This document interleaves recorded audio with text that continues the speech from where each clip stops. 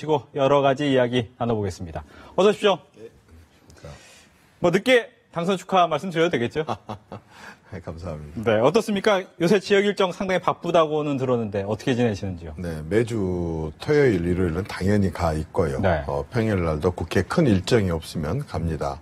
45일째 되는 날까지 한 35일 내려가 있었더라고요. 예. 요즘에는 이제 면 단위에 가서 마을 회관에서 잠자면서 지역 주민들하고 간담회도 하고 또 많은 단체들의 그동안에 있었던 애로사항들을 청취하는 그런 시간들을 갖고 있습니다. 아마 추석 지나면서 여러 이야기 들으셨을 텐데 어떤 이야기가 가장 가슴이 아프셨습니까? 역시 전체적으로 가장 많은 얘기는 지방 경제가 어렵다는 것. 어려워도 너무 어렵다. 정말 중소기업 사장이 얘기를 하다가 눈물을 흘린 걸 봤습니다.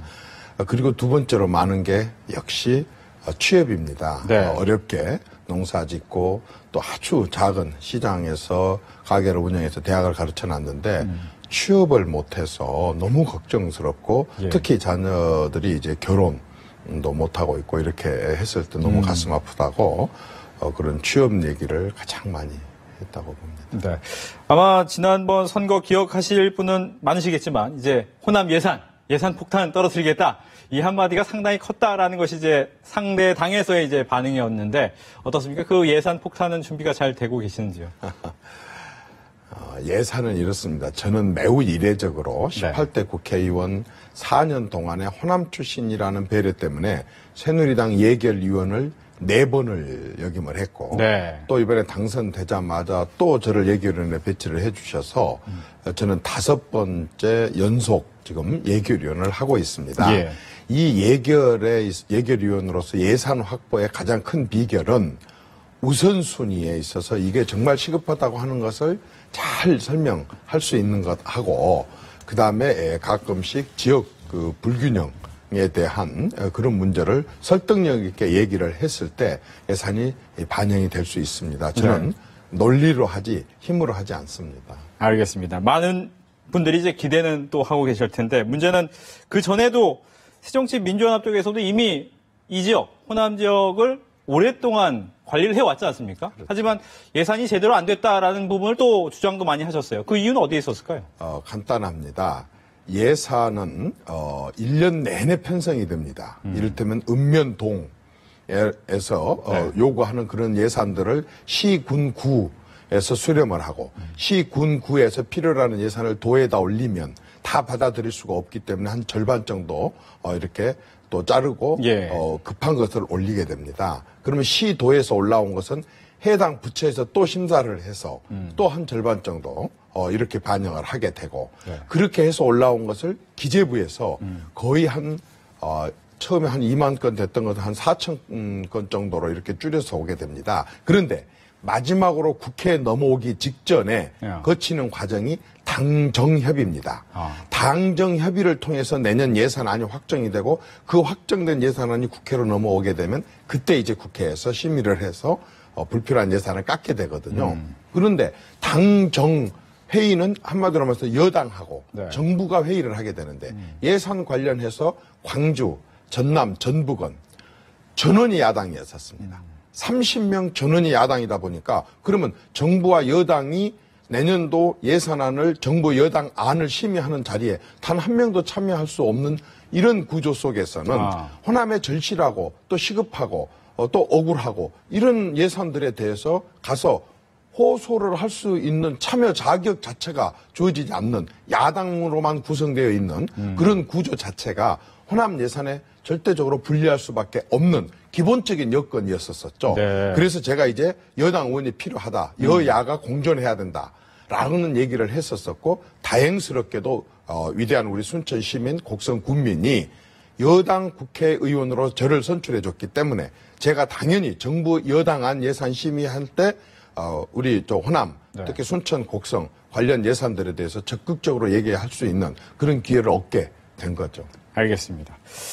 이제 좀 주제를 바꿔보겠습니다. 이정현 의원께서는 이제 박근혜 대통령의 복심이다라고도 이야기가 들렸고, 그래서 청와대에서도 일하시다가 어떻게 보면 이제 국회, 당으로 넘어오셨습니다. 아마 가장 큰 목표는 박근혜 정부의 성공이 아닐까 싶은데, 의원님께서 생각하시는 박근혜 정부의 성공은 어떤 겁니까? 박근혜 정부의 성공은 사실 박근혜 대통령과 저뿐만 아니고 네. 새누리당 국회의원 전원은 말할 것도 없고 온 국민이 가장 바라는 그런 거라고 생각을 합니다.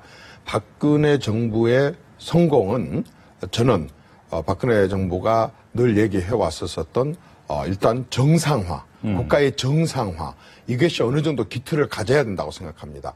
그냥 성장 위주로 그동안에 숨가쁘게 달려오면서 네. 여러 분야에 비정상적인 부분들을 그냥 넘어온 그런 사례들이 많았고 지금 와서는 이제 그런 비정상으로 인한 소모적인 그런 낭비 요소가 너무 많고 그것으로 인한 국민들의 갈등과 분열 또한 큽니다. 예. 그래서 저는 박근혜 대통령의 원칙과 정도를 사수하고 고수하는 정치를 지금까지 해왔었고 국가 구석구석 국정 전반에 대한 그런 비정상을 정상화시키려고 하는 그러한 노력을 지금 하고 있는데 네. 그런 부분들이 어느 정도 국민 공감대를 형성을 해서 임기를 마칠 때쯤 해서는 국회는 국회대로 자체적으로 우리가 정상화하지 않으면 살아날 수 없다. 언론은 언론대로, 기업은 기업대로 그리고 그 밖에 다른 모든 분야에서 국민들이 정권이 끝나갈 무렵쯤 됐을 때 이제는 국민들이 각자 분야에서 국가 정상화에 대한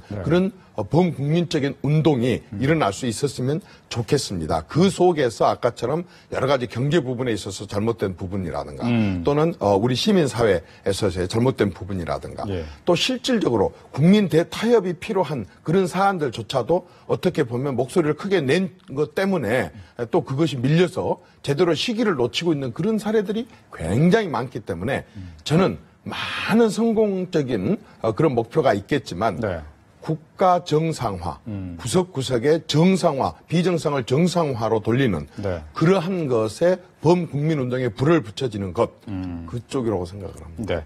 꼭 경제만 아니다 이렇게 얘기를 그렇습니다. 하셨는데 문제는 최근에 보니까 이제 공약 처음에 박 대통령의 공약 중에 하나가 증세는 없다라는 거였는데 최근 뭐 담배세 인상이라든가 자동차세 인상을 보고는 야당 쪽에선 이거 증세 이렇게 주장을 하고 있습니다. 이 부분은 어떻게 답하시겠습니까? 야당들이 증세라고 주장을 하는 것은 뭐 야당 입장에서 할 수 있는 얘기라고 생각을 합니다. 그러나 그 자체가 국가 재정을 늘려서 지금 부족한 세수 확보하기 차원에서의 증세라고 볼 수는 없습니다. 이를테면은 자동차세다, 주민세다. 사실은 지금 내년 그 예산 편성에 필요로 하는 수입에 그게 포함이 되는 것이 아니고 그건 거의 이제 지방에서 주로 쓰여야 되게 된 지방 재정 확충 차원도 되고 또 그런 부분들이 이 지방의 안전 을 보장하는 그런 부분도 되고 그다음에 담배세의 경우에는 국민의 건강 증진에 쓰여지는 이런 쪽으로 하는 것이지 그게 아까처럼 국세 증세로 이어지는 그런 법인세나 소득세 증세와는 좀 의미가 다른데 야당 입장에서는 어쨌든 그 자체가 부담이기 때문에 그렇게 주장을 할 수도 있다고 봅니다. 뭐 지금 뭐 호주머니 터는 거다. 뭐 세월호법 사이에 어떻게 보면 쉽게 증세한다라는 부분에 대해서는 그렇게 반론을 하시겠다는 저는 그런 주장은 잘못됐다고 봅니다. 세월호법을 지연시키고 그것을 덮기 위해서 증세 정책을 썼다라고 하는 야당의 주장도 있었습니다만 세월호법은 여당과 야당이 원내대표가 나서서 합의를 한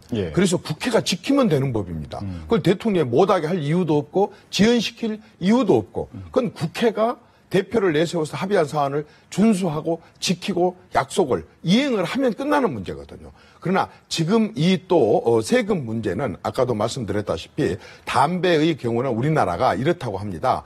OECD 국가 중에서 가장 담배 값은 싸고 흡연율은 가장 높고 그러니 싸고 흡연율은 높고 이렇게 하기 때문에 이게 이제 국민 건강을 굉장히 해치게 되는 그런 여러 가지 통계 사례가 있고 우리나라가 아닌 다른 외국의 선진국들이 그러면 그렇게 건강에 좋지 않은 흡연율을 낮추는 가장 효율적인 방법으로 채택하고 있는 것이 담배세를 굉장히 인상을 시켜서 그렇게 하고 있다고 합니다. 그래서 외국의 경우에 담배값이 굉장히 높다고 하고 그렇게 해서 만약에 어떤 그 세금이 더 거치게 된다. 그런 부분들은 특히 담배로 인해서 이렇게 그 화재가 많이 일어난다고 합니다. 그래서 소방 안전 쪽에 재원으로 쓰여지게 되고, 그건 또 지방 재정 확충에 쓰여지게 되고, 그 다음에 건강, 국민들의 건강 증진 쪽에 그 예산을 쓰여지는 것이지 그걸 가져다가 도로를 놓고 고속도로를 내고 무슨 그 밖에 다른 곳에 투자되는 그런 국세하고는 좀 다른 의미가 있다고. 네. 지금 세월호 특별법 얘기가 나왔으니까 거기에 대해서 질문을 드리겠습니다. 문희상 비대위원장이 이번에 비대위원장에 선출이 되면서 보관이 있다. 로 얘기를 하셨습니다. 그리고 나와서 얘기한 것이 오늘 많은 언론에 나왔긴 했는데 대통령의 의지와 진정성을 좀 보여달라라는 멘트를 하셨더라고요. 이 부분은 어떻게 받아들이시겠습니까?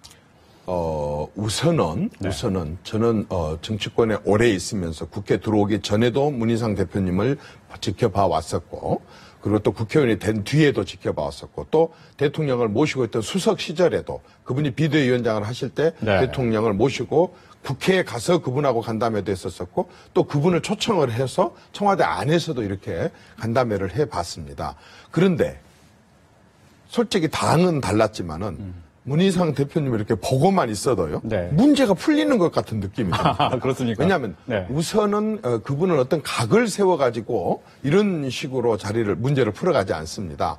굉장히 상대방에 대한 충분한 이해 그리고 자신들이 주장한 내용들이 국민들이 어떻게 생각할까라고 하는 부분들을 늘 감안해서 하기 때문에 저희들 입장에서도 그분하고 뭐 협상을 하고 하는 것을 봐보면 결과를 놓고 봤을 때 항상 굉장하게 좋은 방향으로 네. 국민이 원하는 방향 쪽으로 결론이 나더라고요. 그래서 이번에 그분께서 비대위원장을 맡으실 때에 저는 아주 안도를 했었었고 지금 말씀하신 그 부분 대통령에 대한 여러 주문도 네.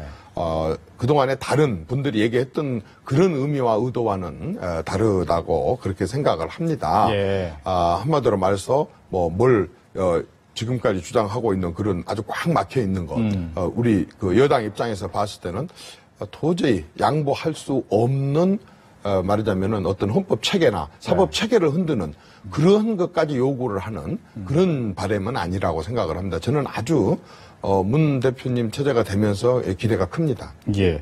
말씀하신 것처럼 어떻게 보면 그 뭐 수사권과 기소권 부분에서 전향적인 변화가 있을 것이다라는 예상도 지금 나오고 있는데 일각에서 즉 아직 유가족 새롭게 이제 뽑힌 대책위에서는 이 부분이 계속 주장이 되는 부분이라서 이 부분을 또 어떻게 보면 박 대통령이 한 번 더 풀어줘야 되는 거 아니냐라는 주장이 또 나올 것 같거든요. 저는 네. 그 부분을 이 기회에 좀 국민들에게 분명히 말씀을 드리고 싶습니다.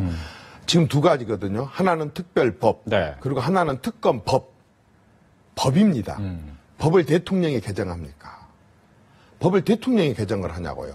법은 전적으로 국회 소관입니다. 예. 대통령에게 절대로 양보할 수 없는 권한, 그 자체야말로 완전히 민주주의 후퇴가 될 수 있는, 한마디로 삼권 분립의 국회의 권한을 완전히 위축시킬 수 있는 정말 맞지 않는 거라고 봅니다. 왜 대통령이 그걸 양보를 하고, 왜 대통령이 결단을 내려주고, 왜 그게 대통령이 권고를 하고 권유를 해결을 해줘야만 국회가 풉니까? 대한민국에 300명이나 국회의원이 있고, 엄연한 야당의 원내대표를 포함한 그쪽에 130명의 국회의원이 있는데, 네. 왜 국회가 해야 될 법 개정을 대통령이 결단을 내려야 됩니까? 대통령에게 이 말을 끄집어내기 전에 이미 민주당의 대표, 새민련의 대표와 새누리당의 대표가 모여서 합의를 했습니다. 합의. 그리고 그게 내부에서 거절당했지만 예. 그게 거절당한 걸 가지고 와서 다시 또 합의를 했습니다. 국회의원의 대표, 원내대표가 합의를 한 것은 곧 국민의 대표들이 합의한 것이나 전혀 진배가 없이 그것도 정말로 엄중한 것입니다. 그리고 그건 당연히 여야 원내 대표들이 결정할 문제지 대통령을 바라보고 대통령이 어떻게 해결해 주기를 바랄 만큼 우리 국회가 그렇게 약하지 않습니다. 66년이나 된 국회지 않습니까? 300명의 국회가 왜 자신들이 해야 될 일을 대통령에게 결단을 내려주고 그 대통령이 뭘 해달라 이렇게 얘기를 할 수 있습니까? 그게 가장 지금 국민들이 꼭 좀 아셨으면 하는 바람이고요. 예. 그다음 예를 들어서 특검법 같은 경우도 그렇습니다. 지금까지는 어떤 특별한 사안이 있어서 도대체 검찰을 신뢰할 수 없을 때 특검을 항상 도입을 했었습니다. 그때. 그런데 지금은 이제 야당의 강력한 요구로 상설 특검을 만들었습니다. 그때 말고 아예 특검을 만들어 놓고 하자. 이게 6월 달입니다. 네. 그 6월 달 만든 법에 의하면 특검을 추천하는 것이 여당 둘, 야당 둘을 법으로 딱 못을 박아놨습니다. 그 외에도 이제 대법원하고 또 변호사회하고 정부하고 이렇게 한 명씩을 하게 돼 있는데 법에 여당이 2명을 추천하기로 되어 있는 것을 하나도 추천을 못하게 하는 것은 법을 개정을 해야 됩니다. 6월 달에 만들어 놓고 야당의 요구에 의해서 여당 둘, 야당 둘, 여당이 다수당임에도 불구하고 양보를 해서 그렇게 했는데 다시 또 한 번 시행해보지도 않고 그걸 다시 빵대사로 해갖고 야당이 추천하게 한다. 그래서 법을 다시 개정을 해야 된다. 이렇게 하면 안 되니까 여당이 또 한 번 양보를 했습니다. 이제 다시 양보를 해서 좋아. 추천은 우리가 하되 이거는 법을 고청을 할 문제는 아니니까 그러면은 야당에서 이 사람들에 대해서 동의할 때까지 우리가 추천을 하겠다. 라고까지 양보를 했습니다. 양보하고 또 양보를 했는데 어디까지 더 양보를 하라는 얘기입니까? 이것은 서로 간에 진짜 이번에야말로 야당이 양보를 좀 해줘야 될 사안이 아닌가. 그리고 지금 국민들이 원하는 것은 세 가지 아니겠습니까? 한마디로 말해서 자, 어떻게 해서 이런 일이 일어날 수가 있었습니까? 곳곳에 있어서의 진상 규명이 좀 철저히 이루어졌으면 좋겠다. 두 번째, 자, 어디에서 도대체 안전에 문제가 있었는지, 안전에 대한 문제점을 찾아가지고 안전에 대한 보안 대책 시스템을 마련하는 것. 그리고 정말 너무나도 자식을 잃고 너무너무 슬픔에 젖어 있는 가족들을 위로를 해야 되지 않겠습니까? 그렇게 하기 위한 배상. 이런 세 가지 부분들이 우선 진행을 하고, 현재 여야가 합의를 했기 때문에 그 합의된 대로 진행을 하다가 부족하면 그때 가서 또 한 번 더 논의를 해볼 수 있는 거 아니겠습니까? 지금 사실상 이대로 시행을 한다 하더라도 구체적으로 들어가면 또 어렵습니다. 또 힘들고 어려워집니다. 하나를 다시 다 그걸 또 진상규명과 아까 안전대책을 마련해 나가는데 어려움이 많습니다. 그렇다고 한다면 시간이 굉장하게 지금 소중화를 하고 어쨌든 국민들이 원하는 것은 그 사이에라도 다른 사고가 일어나면 안 되니까 한시라도 빨리 그러한 부분들에 있어서 원인 규명을 해서 시스템을 보강하는 것 최우선 아니겠습니까? 알겠습니다. 이제 새누리당 내 이야기로 좀 넘어가 보겠습니다. 보수혁신위원회가 출범하지 않습니까? 오늘부터? 어떻습니까? 그 내부의 구성원에 대해서 여러 가지 이야기가 있던데 보니까 다 김무성계, 즉 과거 친이계 인물이 너무 많다. 어떻게 보면 박근혜 대통령을 지지하는 사람은 유일하시다. 뭐 이런 얘기도 있는데 이 부분은 어떨까요? 아이고, 그거 틀린 말입니다. 왜 틀렸을까요? 사실 친이다, 친박이다는 2007년도에 대통령 새누리당 후보로 박근혜, 이명박 두 분이 출마했을 때 이분을 지지한 사람도 있고 저분을 지지한 사람도 있을 때 친이 친박이었습니다. 그런데 이명박 대통령이 되셨습니다. 그러나 아직 한 분은 대통령을 꿈을 꾸고 있었기 때문에 그때도 처음 같지는 않았었지만 상당한 그런 친이 친박이 어느 정도 존재를 할 수가 있었을 수도 있었습니다. 그러나 지금은 이제 박근혜 대통령도 대통령이 됐습니다. 그러면 누구를 위해서 지금 친이가 있고 친박이 있겠습니까? 이제는 정말 새누리당의 말하자면 당만 있고 또 이걸 좀 인정을 해줬으면 좋겠습니다. 박근혜 대통령은 당 대표 시절에도 개파 정치, 개보 정치에 대해서 굉장하게 비판적인 시각을 가지고 있었고 그게 종식이 돼야 된다 이렇게 생각했기 때문에 따로 친박을 모아서 특별하게 이렇게 저렇게 도모한 적은 없습니다. 각자들이 좋아서 그냥 박근혜라고 하는 것에 대해서 주변에 몰려서 이렇게 했었었지 그분들이 굉장한 어떤 실력 행사를 하거나 또 그렇게 따로 뭉쳐갖고 뭘 하거나 또 직접 박정희 대통령이 동원을 해갖고 그런 적이 없습니다. 따라서 어떻게 보면 박근혜 대통령이 만들고자 했던 정치 문화 중에 하나 개파 개보 정치를 없애는 그 정치혁명, 정치 문화를 바꾸고자 하는 의도가 지금 본인이 완전히 실행을 하고 있는 것입니다. 따라서 친박이 위축되거나 친박이 약화되는 것이 아니라 가장 바람직한 방향으로 새누리당은 이제 친이 친박의 개파 개보 정치가 없는 바른 방향으로 가고 있다고 봐야 되고 당연히 당 대표를 맡고 있는 김무성 대표께서 최고위원들과 당의 여러 의견을 들어가면서 인선을 계속하고 당을 이끌어 지금 잘 해오고 있고 앞으로도 그렇게 한다고 한다면 새누리당은 지금까지 있었던 우리 정치의 개파 개보 정치를 극복한 그런 선진 정당이 될 거라고 봅니다. 그렇다면 보수혁신위가 가장 먼저 해야 될 일은 뭐라고 생각하십니까? 보수혁신위원회라는 단어를 저는 참 잘 지었다고 생각을 합니다. 보수는 지키는 보수가 아닙니다. 지키는 것 갖고는 보수가 성공을 할 수가 없습니다. 보수는 지키기도 하고 또 지키기도 하고 또 바꾸기도 하고 고쳐서 바꾸기도 하는 그런 보수여야 된다고 생각합니다. 그래서 지키는 것과 그리고 혁신을 해서 바꾸는 것을 동시에 하는 그런 보수 혁신 위원회를 이번에 만든 건 참 잘했다고 보고 예. 우선은 어쨌든 선진 정치에 대한 정말 제대로 된 인식을 갖고 과감하게 해야 된다고 보는데 제가 이번에 순천 선거를 치르면서 그리고 최근까지 여러 가지 선거를 치르면서 느낀 것으로는 이제 우리 정치권이 크게 바뀌어야 될 인식이 하나 있습니다. 어떤 겁니까? 국민들을 우리가 계도하고 국민들을 우리가 가르치고 국민들에게 우리가 뭔가를 설명을 해서 국민들을 우리가 원하는 방향으로 끌고 오겠다라고 하는 생각을 가지면 백전백패입니다. 절대로 이제는 국민들의 의식 수준이 어떤 정치인, 어떤 국회의원 머리 꼭대기에 있습니다. 누구도 정치인보다 덜 똑똑한 사람이 없을 정도로 많이 깨어있고 굉장한 인식들을 가지고 있습니다. 네. 이제 그걸 존중을 하고 한다고 한다면 어떻게 국민들을 갖다가 이렇게 속여보고 저렇게 움직여보고 끌고 가고 이렇게 쇼를 한번 해보고 이 인식을 가지면 절대 안 됩니다. 따라서 이번에 보수 혁신위원회가 새누리당을 이렇게 운영을 한다고 한다면은 당을 어떻게 하느냐 보다도 저는 진짜 국회, 특히 정치, 정말 정치 개혁을 어떻게 할 것인가에 대해서 근본적으로 시대가 요구하는 시대 정신에 맞는 이런 정치로 바꾸지 않으면 절대 안 된다고 봅니다. 네. 끝으로 한 가지만 짧게 질문을 드리겠습니다. 보수혁신위하니까 과거 이제 박근혜 대통령의 초반 이제 선거 대선 때가 떠오르는데 뭐 김종인 위원장이나 이상돈 교수 같은 경우가 이제 혁신을 위해서 다양한 목소리를 내지 않았습니까? 하지만 이번에 새정치민주연합으로 가겠다라는 이야기가 나오면서 그럼 과연 그동안 인적 관리를 좀 잘 못한 것은 아닌가라는 이야기가 나옵니다. 그런저런 비판이 있을 수는 있습니다. 그러나 또 그분들이 갖고 있는 나름대로 현실 정치에서 한 발 떨어져서 지켜본 분들이 보는 정치는 또 현실 정치하고 다를 수 있습니다.